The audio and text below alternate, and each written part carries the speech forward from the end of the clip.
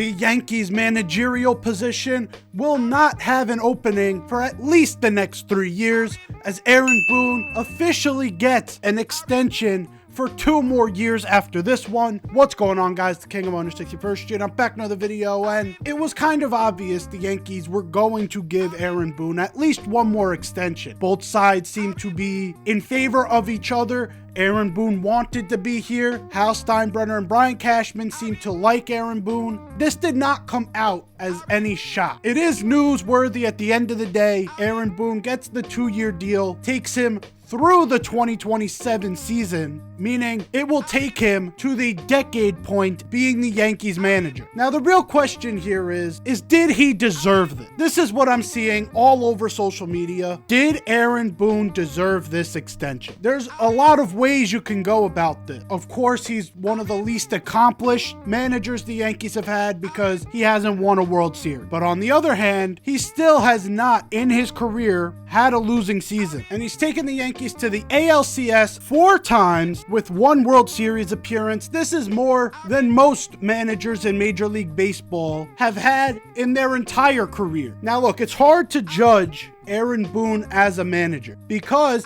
he's never had to deal with roster turnover. The roster turnover happened at the tail end of Girardi's run when Sanchez, Judge, Bird, and all of these guys came up through the rank back in that 2016 and 2017 season. That was Joe Girardi's turn. So Aaron Boone came into a team coming off of the 2017 ALCS run where Aaron Judge hit for 50. You had Giancarlo Stanton still at the tail end of his prime. Gary Sanchez had the best season of his career. He came into a stacked roster and has maintained a steady level of success. And that should be applauded. There are certain managers that do hurt their team's ability to succeed. Look at Tony La Russa with the White Sox. That White Sox team should have been special. They chose the wrong guy to manage that team at the wrong time. You had Tim Anderson, Eloy Jimenez, Luis Robert, Yoan Moncada.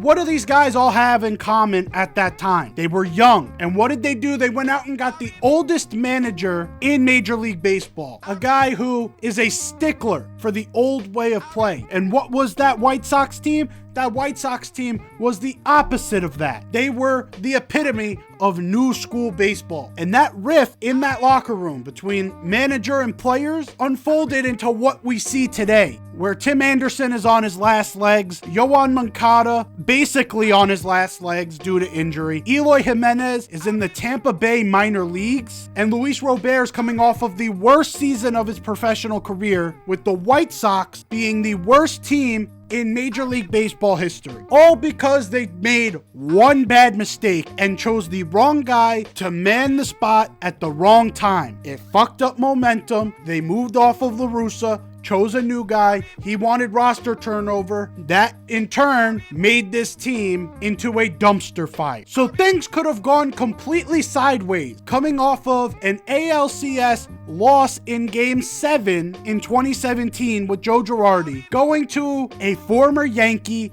that is coming off of the ESPN desk to now manage the New York Yankees. Things could have gone awry if the Yankees did not do their homework and choose the right guy. And it seems like the Yankees, at least for the most part, chose at least a good candidate. Maybe he wasn't automatically the best choice. He still was a choice that maintained status quo, which is a lot more than other teams can say. Now on the flip side, Joe Girardi won a ring. You could still make the argument, even though in 2024, the Yankees made it to the World Series, you can make the argument 2017 was the best shot the Yankees had of winning it. Astros doing what they did with the trash cans, them stealing a ring from the Yankees and the Dodgers. If we make it to that World Series, there's no telling what we could have done in a 7-game series with that Los Angeles Dodger. But even if you wanted to make the argument that that was our best chance of winning, Aaron Boone has maintained a level of success that most managers in today's game in general have not been able to accomplish. Even the stat that he has a winning season in every single season that he has managed. A lot of managers out there, even managers that you guys would want ahead of Aaron Boone, cannot say the same. And then this is where the opposite argument comes in, where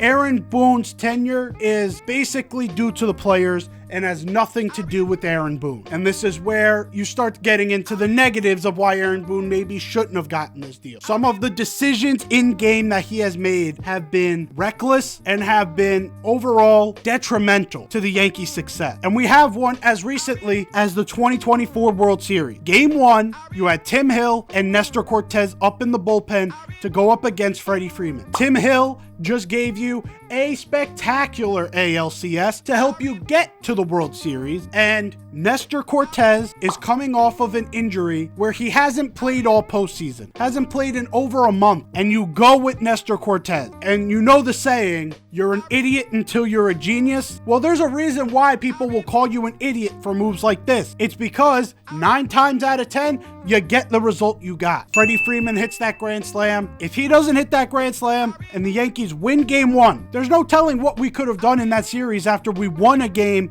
in New York. We would have at least brought it back to LA. But that decision costed us possibly the whole World Series, but definitely costed us that game in particular. And there's certain decisions he makes, bullpen decisions, that are kind of baffling. He got better with it in 2024 outside of the Nestor Cortez debacle. But then you look at the 2024 season, you see the sloppiness that the Yankees played with. Bad base running, bad fielding. You know what that comes down to once it's more than just a few players? It comes down to coaching. It comes down to culture. And who sets that culture? The manager. So yeah, there are arguments here that Aaron Boone may have overstayed his welcome and did not deserve this extension. What I would challenge you to do, if you are someone who disagrees with this decision by Cashman and Steinbrenner, if you disagree here, do me a favor in the comment section. Tell me a name of a manager that you would have over Aaron Boone that is available right now. Don't give me Dave Roberts because he's not leaving LA. Give me someone who is available right now, whether it's a college coach, whether it's a minor league coach right now, someone who is not with a major league organization that you would rather